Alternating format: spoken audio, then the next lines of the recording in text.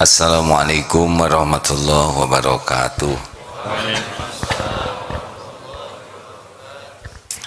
Alhamdulillahi rabbil alamin alladzi khalaqal mauta wal hayata liyabluwakum ayyukum ahsanu amala wa huwal azizul ghafur. Segala puji bagi Allah yang menguasai segala-galanya, yang menyaksikan, maha mendengar, maha memperhatikan. Tidak ada satupun yang ada di alam semesta ini kecuali pasti semuanya ciptaan Allah, dibentuk oleh Allah, diurus oleh Allah setiap saat. Tidak ada yang bisa lari dari kekuasaan Allah, bersembunyi kemanapun, semua tempat milik Allah. Tidak akan pernah bisa menolak apa yang Allah tetapkan, tidak bisa mendatangkan apa yang Allah tidak kehendaki. Berbahagialah bagi orang yang hakul yakin kepada Allah Subhanahu wa ta'ala. Hadirin sekalian, semalam kita membahas tentang ala inna awliya Allahu la khaufun alaihim walahum yahzanun alladzina amanu wa kanu yattaqun, yaitu tentang para orang yang jadi kekasih Allah. Ini yang paling top, kekasih pencipta langit dan bumi. Kata Ali bin Abi Thalib radhiyallahu anhu, jangan suka nyakitin orang karena Allah menyebarkan para kekasihnya. Kita tahu kalau kita menyakiti orang yang dicintai Allah, Allah menyatakan perang kepadanya. Ya artinya kita harus tawadu, jangan menganggap remeh orang lain, karena siapa tahu yang kita anggap remeh itu ternyata orang yang berkedudukan tinggi di sisi Allah. Nah, rekan-rekan sekalian, salah satu ciri kekasih Allah itu adalah, ya namanya kekasih pasti banyak ingat kepada kekasihnya, ya kan? Walau gunung kan kudaki, lautan ku seberangi, apalagi coba yang jatuh-jatuh cinta, tolong betapa effort kita kalau kita jatuh cinta itu akan mengejar yang dicintainya, berani berkorban apapun. Demikianlah orang yang sangat mencintai Allah, pasti Allah sangat mendominasi hatinya, pikirannya, sikapnya. Jadi kalau ingin tahu siapa sih orang yang orang yang cinta ke Allah, cinta itu pasti banyak ingat yang dicintainya. Nah, ada 3 ini yang putih-putih ini apa nih? Oh, Diklat. Oh, santri karya Darut Tauhid. Oh ya, ada berapa semuanya? Ini karyawan baru 121, baru dan lama. Yang lama yang belum sempat dilatih tapi keburu gajian gitu ya. Nah, siapa di antara santri karya ini yang kira-kira derajatnya tinggi di sisi Allah? Sudah pasti ya, kalau yang namanya pecinta Allah itu sangat serius dengan apa yang Allah wajibkan dan sangat senang untuk menyempurnakan yang sunnah-sunnah. Jadi gigih dengan amalan sunnah, tapi pilarnya adalah ingin menyempurnakan yang wajib dan menambah dengan amalan sunnah. 3 nih ya, alat ukur kedekatan kita dengan Allah dengan zikrullah. 1, seberapa cepat kita mengembalikan urusan kepada Allah. Karena ada yang kalau ada urusan tuh lama baru ingat Allah sesudah mentok.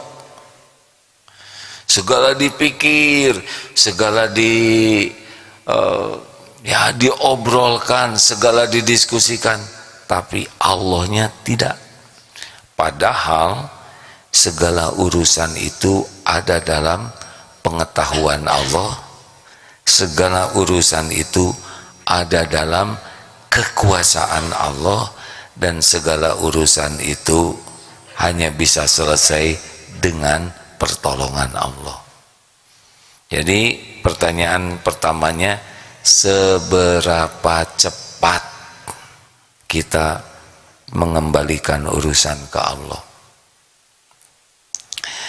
Nah, surat apa ini? Alladzina idza asabathum musibah qalu inna lillahi wa inna ilaihi rajiun. Ditimpa musibah, nah yang namanya sabar itu adalah pada pukulan pertama ke Allah. Makin lambat ke Allahnya, makin galau. Kenapa galau? Karena hati ini dibulak-balik oleh Allah. Kalau kita lupa ke Allah, Allah simpan galau. Kalau kita ingat kepada Allah, Allah turunkan sakinah. Lupa, gelisah, ingat, sakinah. Ala bizikrillah tatmainnul qulub. Camkan, hanya dengan mengingat Allah hatimu akan tentram. Jadi kalau mengingat calon, tahu calon apa? Calon rempelo ya, calon mempelai. Nih, kalau ingat calon, gelisah atau tenang?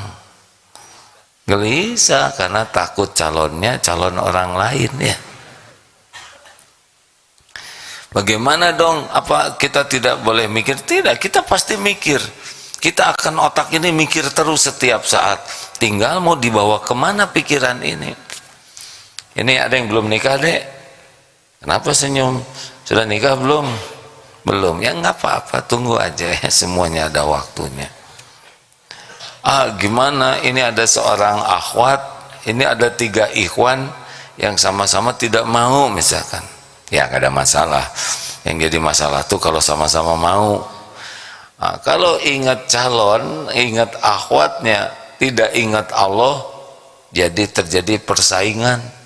Tapi kalau ingat akhwat, langsung ingat Allah, pencipta akhwat ini, penguasa yang menentukan takdir.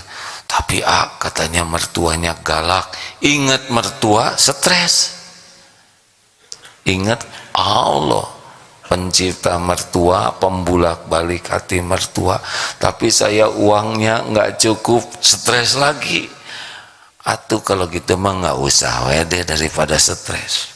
Dari mana rezekinya? Ingat Allah lagi. Allah pemilik rizki, pembagi rizki, sesuka Allah pada waktunya, jumlahnya. Allah. Nah, kecepatan kita kembali ke Allah itu salah satu alat ukur nikmat yang besar.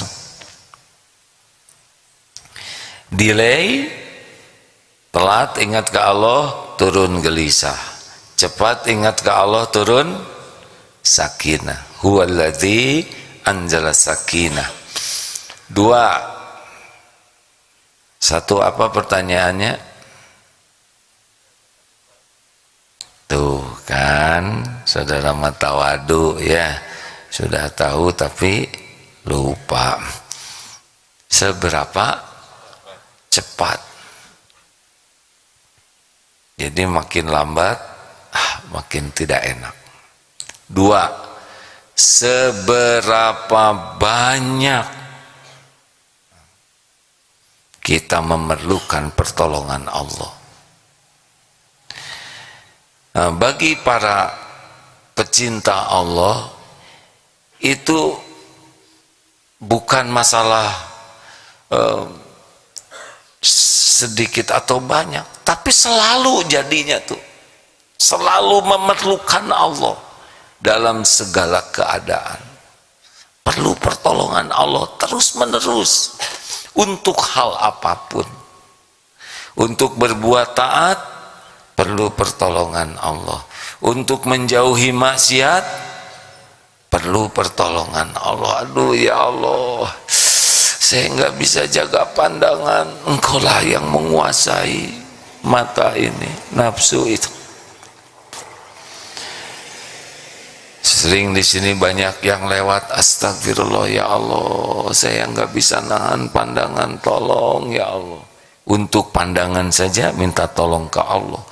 Karena la haula wala quwata illa billah itu diantara maknanya tiada kekuatan untuk berbuat taat kecuali dengan pertolongan Allah. Tidak ada kemampuan menjauhi maksiat kecuali dengan perlindungan Allah.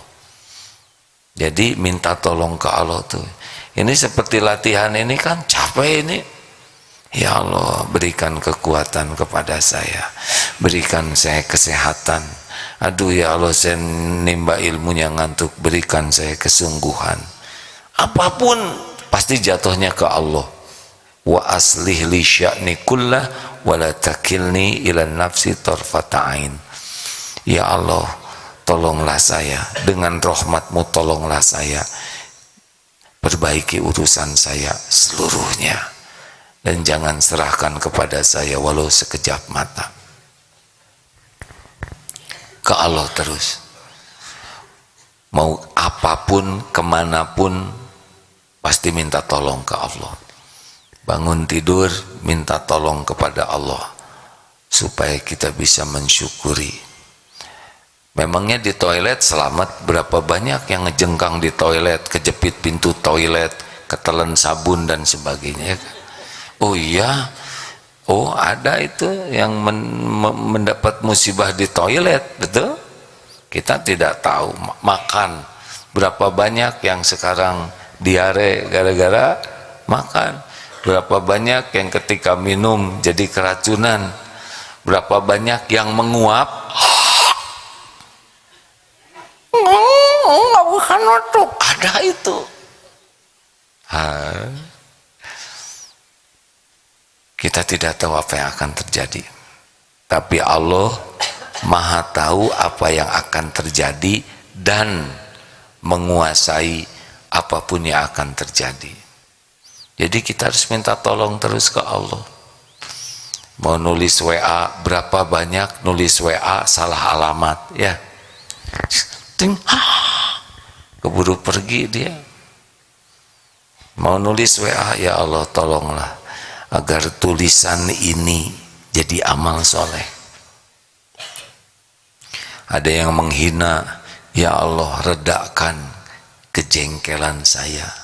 Ibu-ibu cemburu, misalkan cemburu ke suami, ya Rabb tolong jangan biarkan saya dilanda cemburu buta. Mules, wahai yang menguasai perut, aduh mules ya Allah. Ya Syafi, anta Syafi, la syifaan illa syifa'u. Allah lagi, Allah lagi, Allah lagi.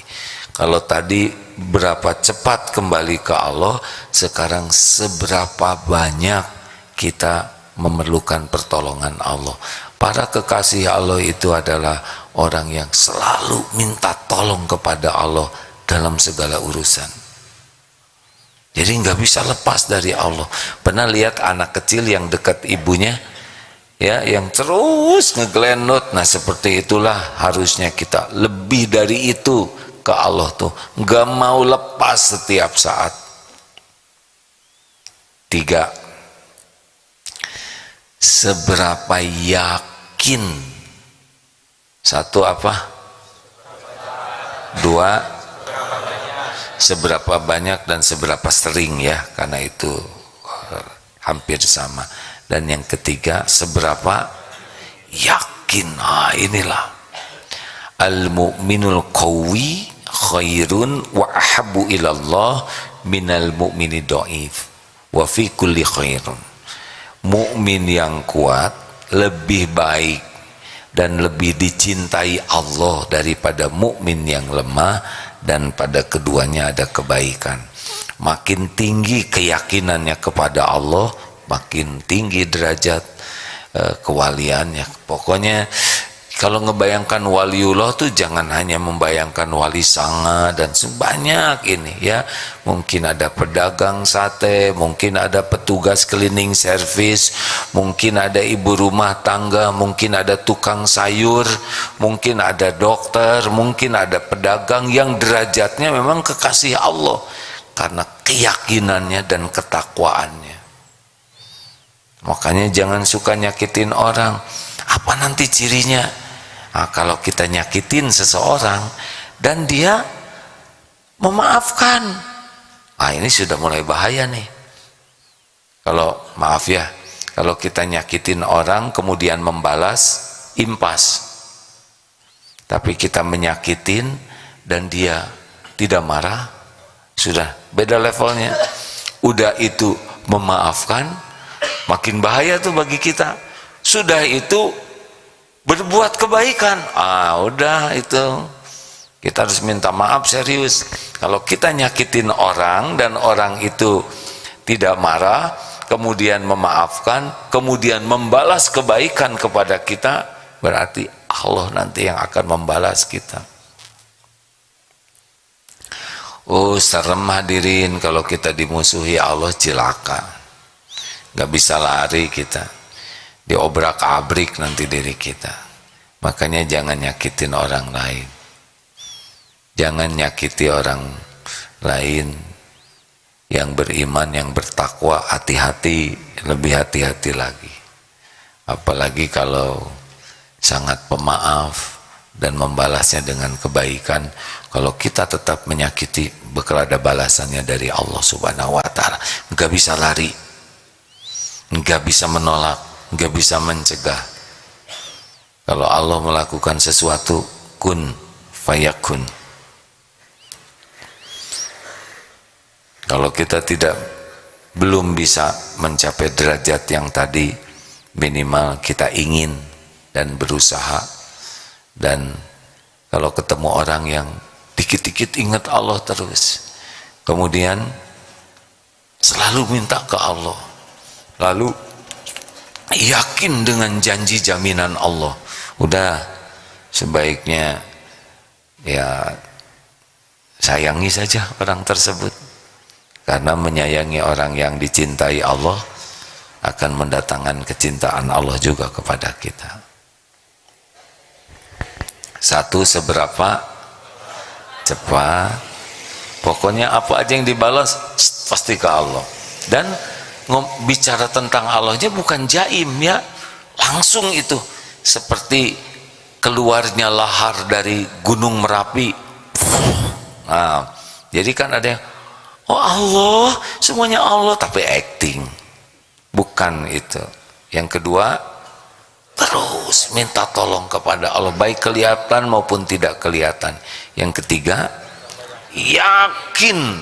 Makanya para kekasih Allah itu tidak ada ragu tentang janji jaminan Allah. Yakin Allah melihat dirinya, yakin Allah menjamin rezekinya, hakul yakin. Tidak ada yang tertukar apa yang Allah berikan, tidak bisa dihalangi siapapun, tidak bisa dicegah. Kalau Allah ngasih ke saya pasti ketemu, kalau Allah tidak ngasih tidak akan ketemu. Wah, kalau gitu kita diam aja. Ada juga buat yang diam tidak dikasih apa-apa ya. Kita ihris ala ma yanfa'uk wasta'in billah wala ta'jaz. Ciri ahlul yakin ke Allah itu sungguh-sungguh dengan apa-apa yang manfaat. Kewajiban sempurnakan, amalan sunnah bersegera, apapun yang manfaat sungguh-sungguh. Para kekasih Allah begitu. Wasta'in billah, dan bersamaan dengan itu selalu doa kepada Allah, wala ta'jaz, dan tidak lemah. Baru kalau sudah terjadi sesuatu tidak ada keluh kesah. Wa in asabaka syai'un fala taqul law anni fa'altu kana kadza wa kadza. Tidak, duh seandainya begini akan begini, seandainya begini. Tidak, dia akan mengatakan kalau terjadi sesuatu, qaddarullah wa ma syaa fa'al. Ini sudah takdir Allah. Allah berbuat apa yang dikehendakinya. Tidak rewel, tidak takut. La khaufun alaihim wala hum yahzanun. Dunia tidak bikin sedih, Tidak ada dunia yang bikin duniawi yang bikin perih hatinya, tidak ada ya. Kagok hadirin, kalau mau cita-cita mending cita-cita jadi hamba kesayangan Allah. Ada pertanyaan silakan. Ya, jika Ya silakan. dari medsos ada pertanyaan, apa ciri tobat kita diterima Allah Subhanahu wa taala? Saya izin minum dulu ya. Silakan. Bismillahirrahmanirrahim.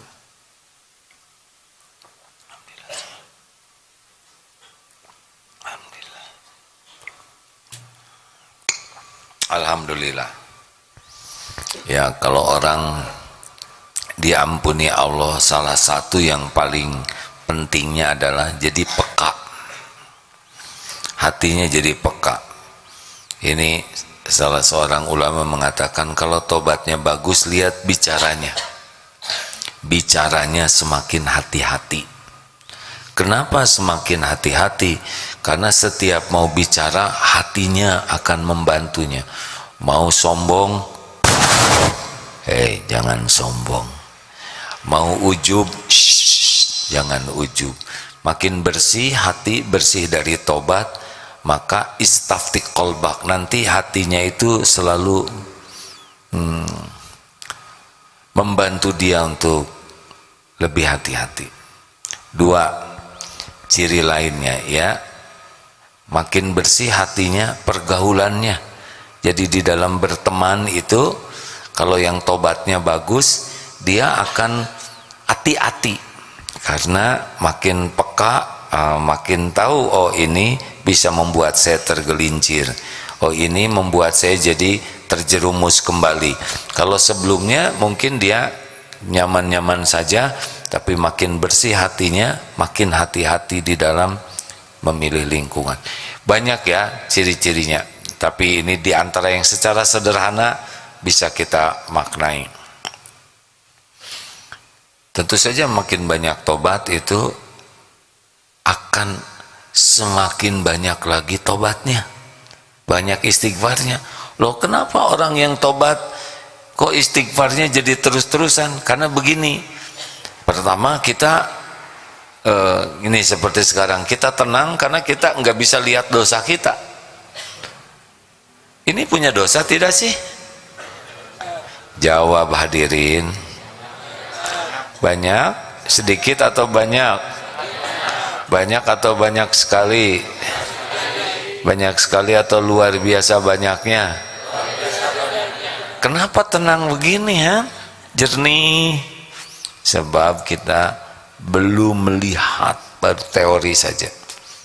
Kalau kuat iman, lihat dosa itu seperti lihat gunung yang mau roboh menimpa dirinya. Roboh menimpa dirinya. Orang munafik lihat dosa itu seperti lalat saja,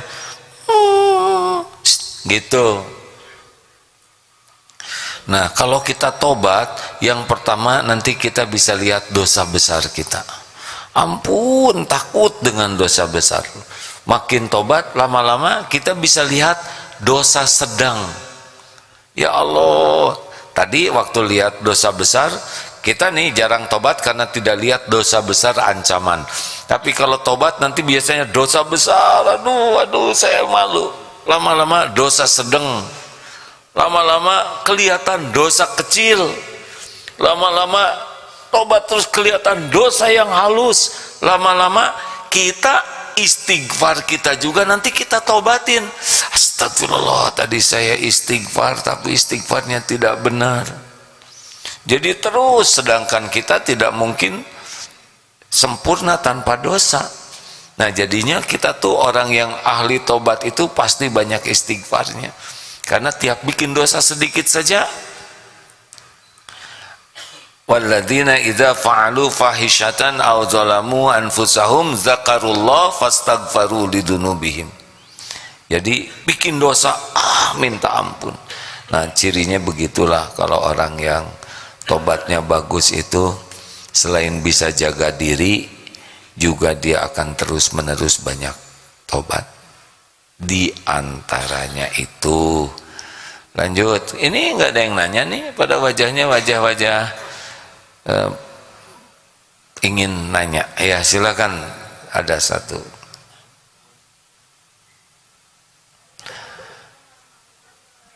Waalaikumsalam. Sabar ya, karena rakyat jelata tidak mendengar suaranya.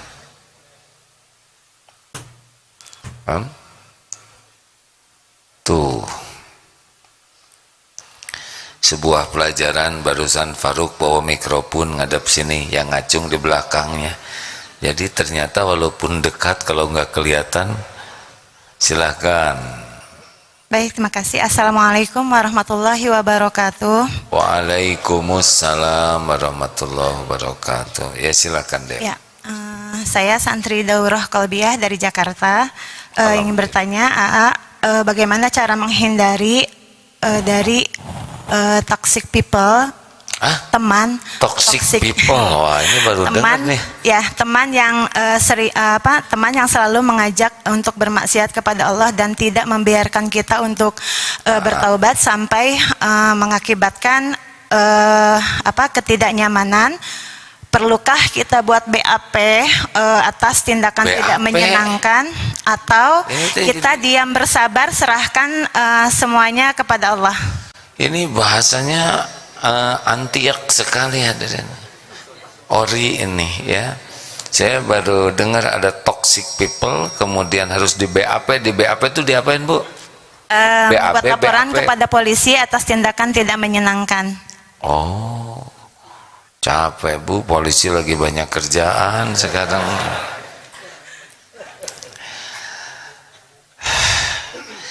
Jadi ada toxic people, ada benefit people. Waduh, jadi bahasa pusing nih begini.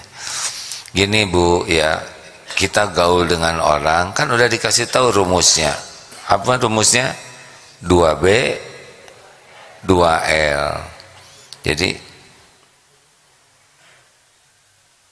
ada yang bisa dibantu? Jadi kalau ada yang ngobrol jangan diam-diam, enggak. Ada yang bisa dibantu? Ada yang bisa bantu deh, mungkin pakai selotip atau apa. Memang lembut tapi ganas.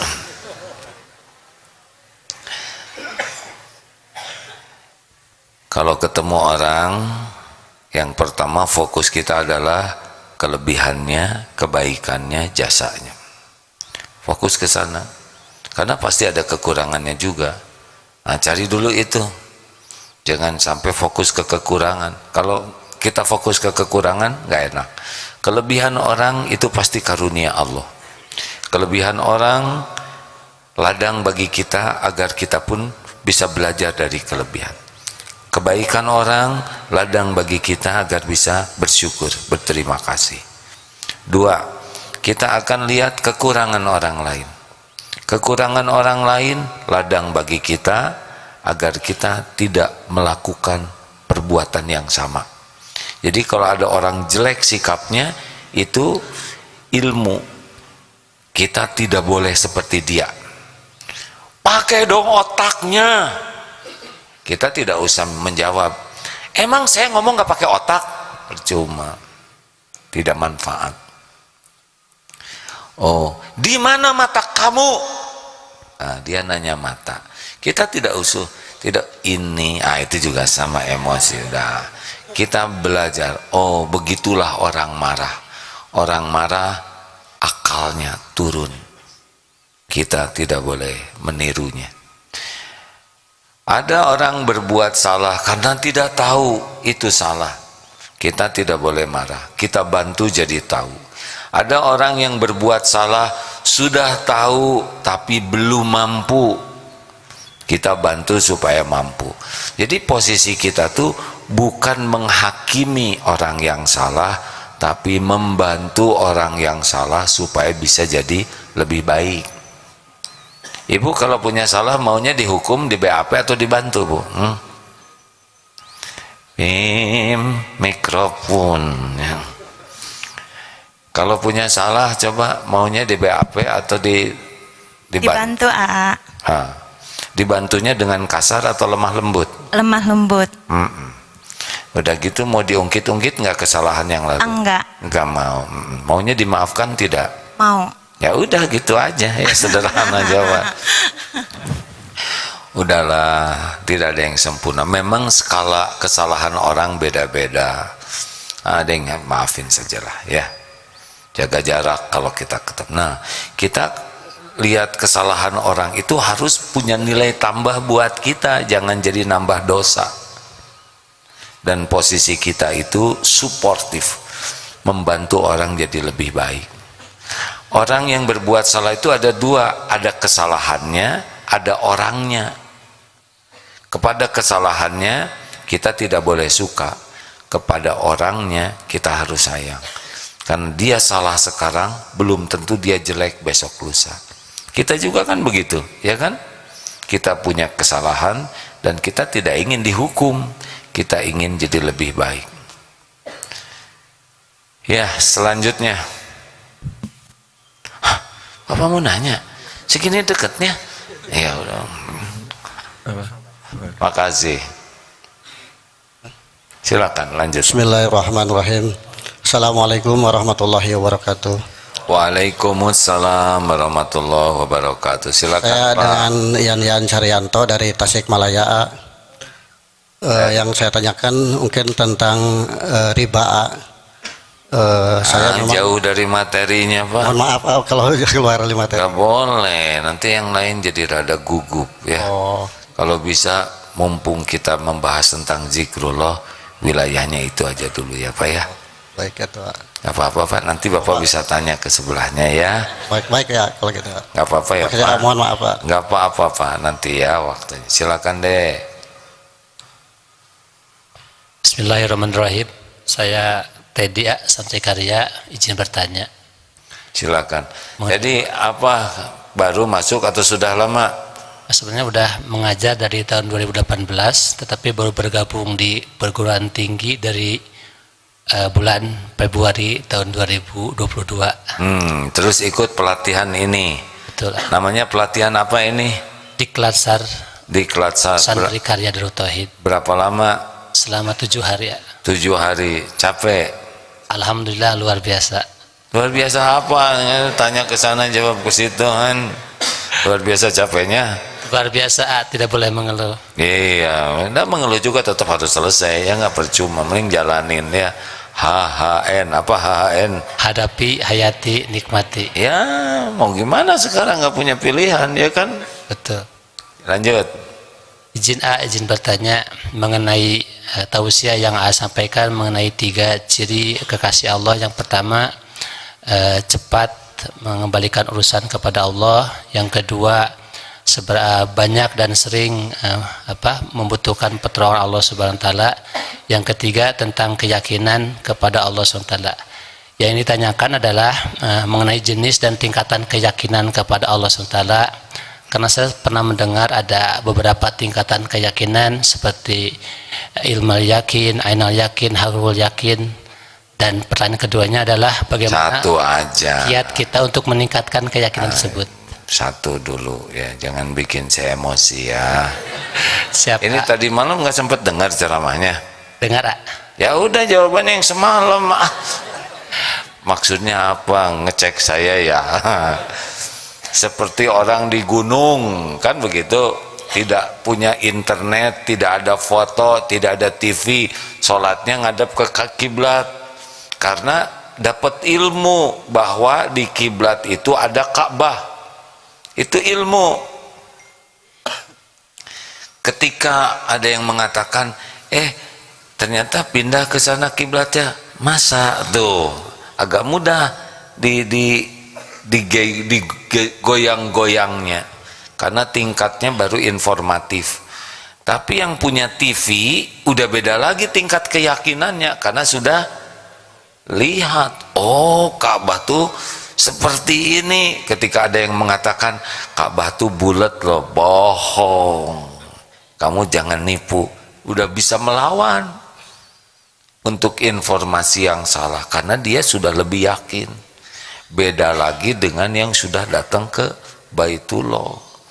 yang sudah tawaf, sudah menyentuh, sudah cium hajar aswad, sudah doa di multajam, sudah mencium harumnya, sudah tahu ukurannya seperti apa, oh itu sudah lebih mantap keyakinannya. Nah ke Allah juga begitu. Ada yang ya Allah pencipta saya Allah, ada ya. Ada yang sudah merasakan iya ya ini pemberian Allah, tapi ada yang hakul yakin pemberi rezeki adalah Allah. Hakul yakin yang mengangkat menurunkan derajat adalah Allah. Hakul yakin saya hanya baru bisa selamat dengan perlindungan Allah. Hakul yakin apa yang Allah berikan tidak akan bisa dihalangi siapapun.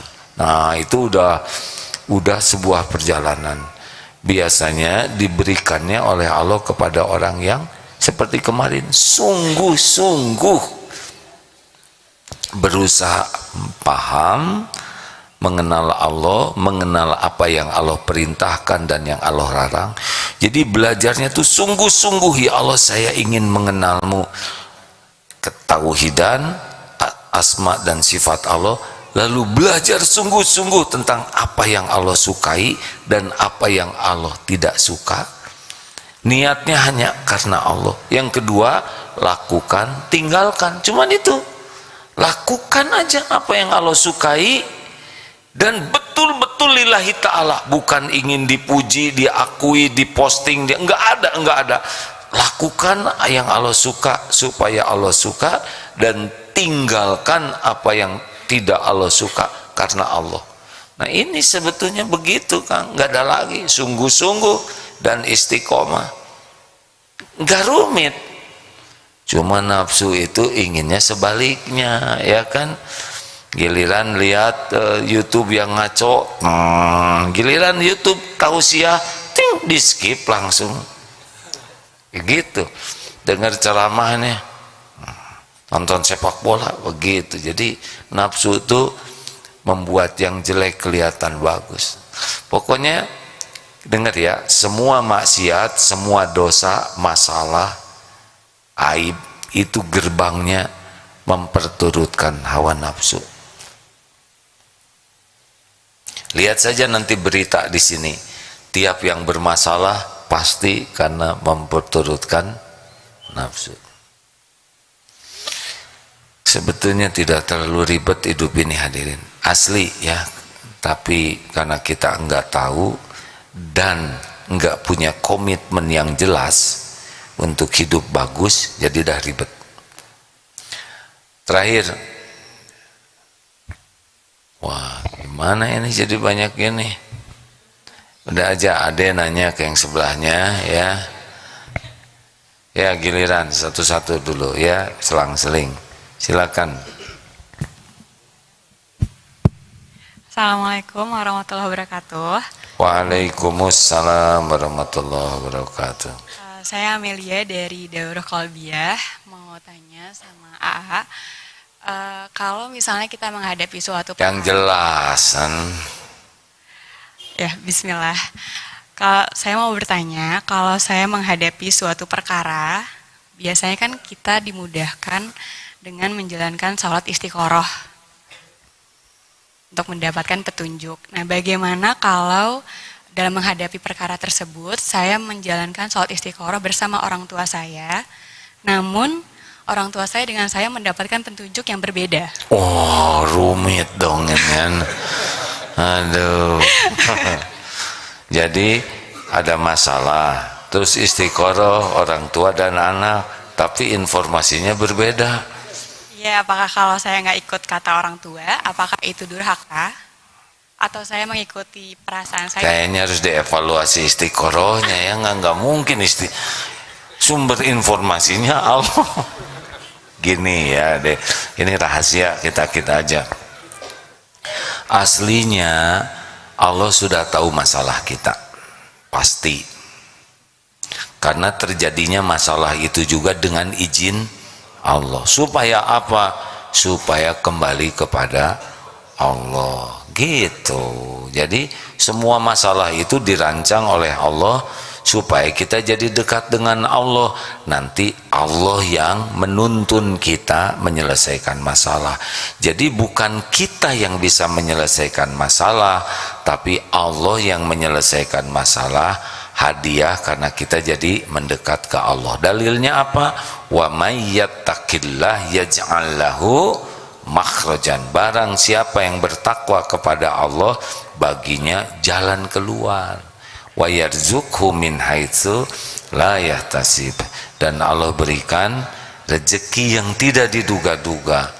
Jadi semua masalah itu semua dalam pengetahuan Allah, dalam genggaman Allah. Kita tinggal serius mendekat ke Allah, di antaranya dengan istiqoroh dan musyawarah. Gimana ini informasinya kok beda? Enggak mungkin Allah ngasih informasi yang berbeda ya. Yang mungkin itu kita kurang benar di dalam meminta infonya atau menafsirkan infonya. Nah biasanya gimana dong ya, tinggal diulangi lagi saja. Tobat bu, jadian lagi bu, gitu, start lagi, lagi ya, minta tolong. Allah mengetahui kok. Jadi gimana nanti informasi dari Allah tuh dalam bentuk mimpi. Misalkan kata ibu mimpi, oh ini nggak jodoh, kata ini mimpinya jodoh, pasti pusing. Tidak harus lewat mimpi. Istiqoroh tidak harus lewat mimpi, nanti terkondisi sendiri kok. Jangan bertengkar. Kalau belum paham terus minta tolong ke Allah ya. Allah mengerti apa yang ada dalam pikiran dan hati kita.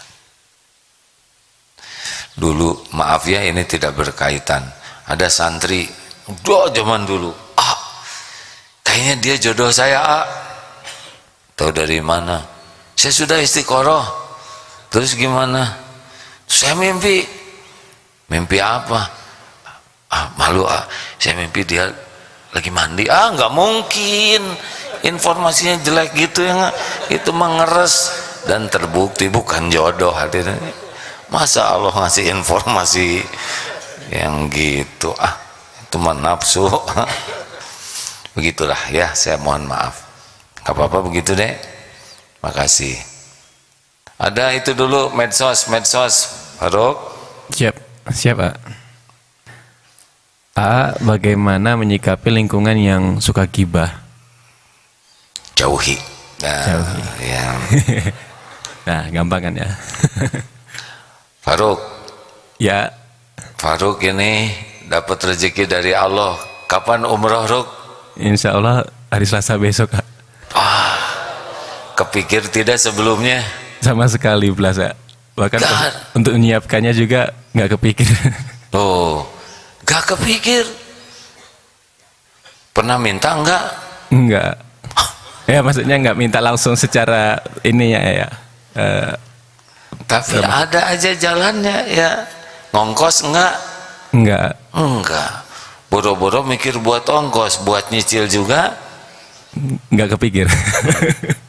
Maksudnya utang. Oh iya, betul lah. Belum lunas kan? Lunas.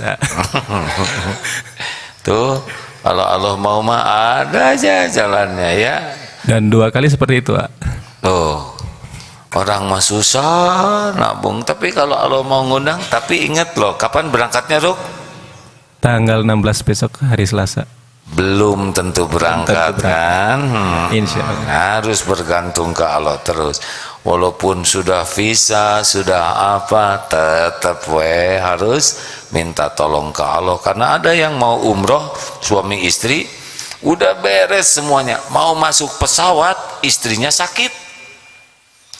Udah gitu ditolong suaminya, dibawa ke dokter di airport, tidak boleh berangkat. Jadi yang sampai ke Mekah, ke Madinah adalah kopernya, karena nggak bisa diturunin. Tuh begitu ya, ada waktunya. Waduh, Faruk jadi tegang lagi nih. Supaya terus minta tolong ke Allah ya. Baik, terakhir ada nih satu terakhir. Ada nanti ya, sabar ya. Kalau udah bubar baru ada nanya ya, tenang. Insya Allah, terima kasih. Ada satu terakhir Rok? Ya, mungkin ini ya. bagaimana menghadapi, menyikapi orang tua yang mengungkit-ungkit kepada anaknya, jadi kesannya tidak ikhlas orang tuanya. Oh, itu mah pas lagi emosi aja.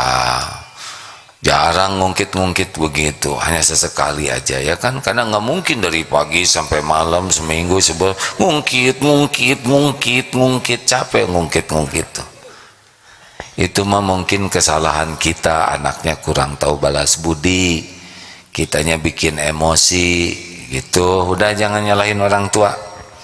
Kalau orang tua bersikap kurang enak ke kita, kita tobat, karena boleh jadi sikap orang tua yang gak enak diundang oleh perilaku kita yang tidak baik. Jangan fokus kepada kesalahan orang tua, fokus kepada jasa baik orang tua, fokus kepada kesalahan diri sendiri, baru bisa jadi solusi. Gak akan terbayarkan. Orang tua tidak ada yang sempurna, pasti ada kekurangannya, dan itu ladang amal bagi kita untuk mendoakan kebaikan. Terima kasih sahabatku yang baik. Masya Allah sudah jam 6. Hari ini hari Jumat, banyak sholawat, datang ke masjid lebih awal, pakaian yang terbaik, sedekah yang banyak. Jangan lupa baca surat Al-Kahfi, dan nanti sore ada saat mustajab.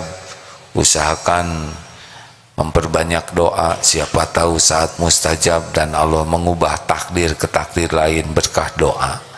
Terima kasih sahabatku sekalian. Allahumma a'inna ala dzikrika wa syukrik wa husni ibadatik.